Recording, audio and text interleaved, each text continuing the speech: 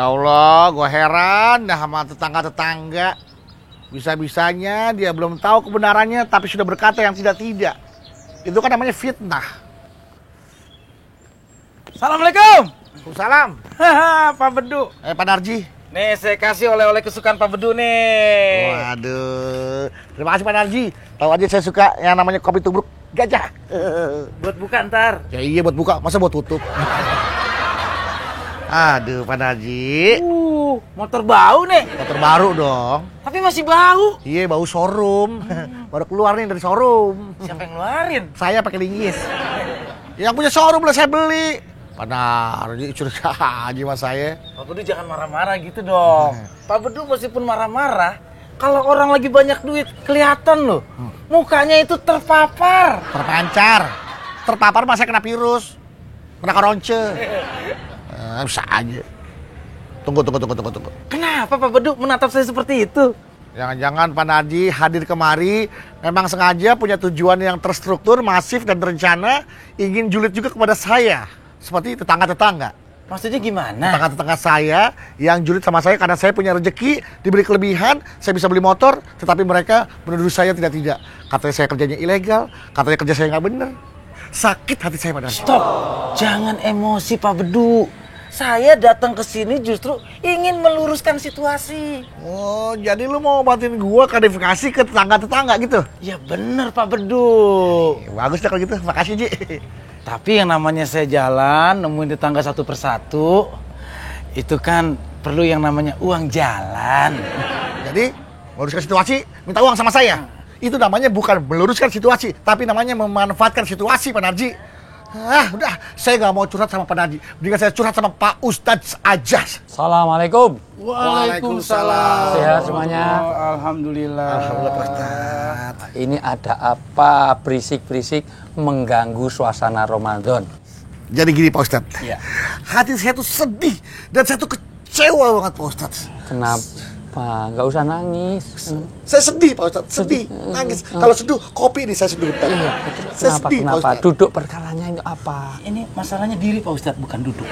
Iya, maksudnya ada asap pasti ada api. Iya, begini Pak Ustadz. Ya, Saya diberikan kelebihan rezeki oleh Allah Subhanahu wa Ta'ala. alhamdulillah disyukuri. Saya syukuri dengan cara membeli motor. Karena saya ingin Alhamdulillah. menunjukkan rasa syukur saya dengan orang bahwa saya bisa beli motor. Alhamdulillah. Tetapi orang-orang pada curiga sama saya. Orang mengira saya, si beduk bisa beli motor. Duit dari mana tuh?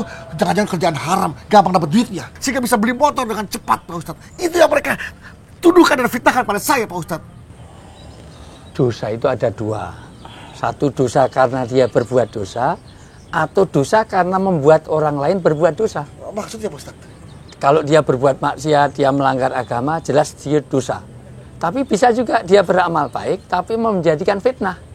Kayak gimana contohnya? Misalnya kita dakwah tengah malam di tempat prostitusi misalnya. Itu sebetulnya dakwahnya bagus, tapi membuat orang suudzon.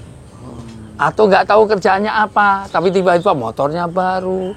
Tahu-tahu rumahnya renovasi, habis nggak kelihatan kerjaannya, kok mobilnya baru, kok motornya baru, kok segalanya serba mewah.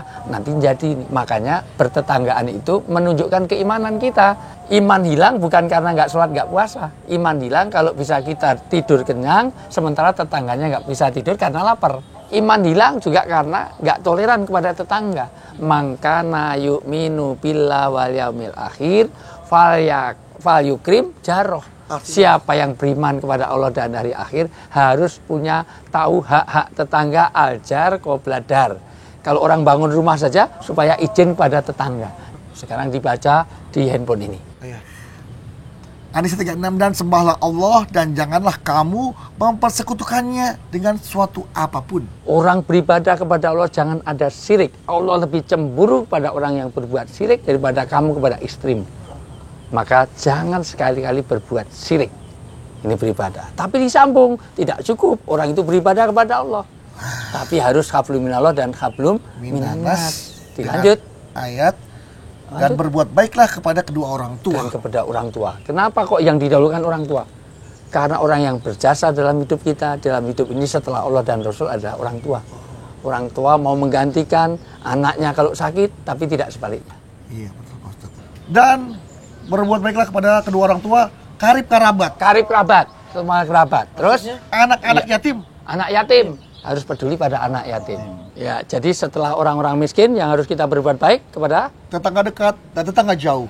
ayat ini bicara tetangga dekat, tetangga jauh, berarti seluruh manusia tanpa melihat suku, ras, agama, pilihan politik. Lanjut. Dan juga Ibnu Sabil dan hamba sahaya yang kamu miliki. Ibnu Sabil, orang dalam perjalanan. Seperti ada orang Jogja misalnya, pergi ke Jakarta, ada terlantar, tolong dikasih tiket, tolong dikasih oleh-oleh. Nah, ditutup ayatnya apa itu? Sungguh Allah tidak menyukai orang yang sombong dan membanggakan diri. Kenapa ditutup dengan kesombongan? Karena kadang-kadang ada harta, kemudian lupa kepada tetangga. Punya motor baru, hanya show off. Nah, nggak pernah ada tetangganya perlu diantar untuk kajian, untuk ngisi pengajian, nggak pernah ditawari untuk diantar. Misalnya, ya, misalnya ada makanan berlebih, tidak peduli kepada tamu-tamu yang hadir misalnya. Pak Ustadz, mohon maaf Pak Ustadz, ini ada bingkisan buat Pak Ustadz. Alhamdulillah. Itu dari saya, Pak Ustadz. Tapi sudah diberikan ke saya. Iya. Kan pahalanya sama saya, tetap dapat pahala, ini dapat pahala. Iya. Pokoknya ingat, Iya. atur diri, atur keluarga, atur dalam bermasyarakat. Siap. Insya Allah makmur dunia, makmur akhirat. Siap Pak Insya Ustadz. Allah. Begitu ya. Nah, kita sering-sering datang ke kajian. Tuh, Ji.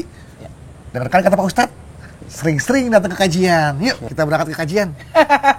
Si Beduk pakai ngajarin gua. Udah sering datang ke kajian. Gua dengerin ceramah, Ji. Jemput bini.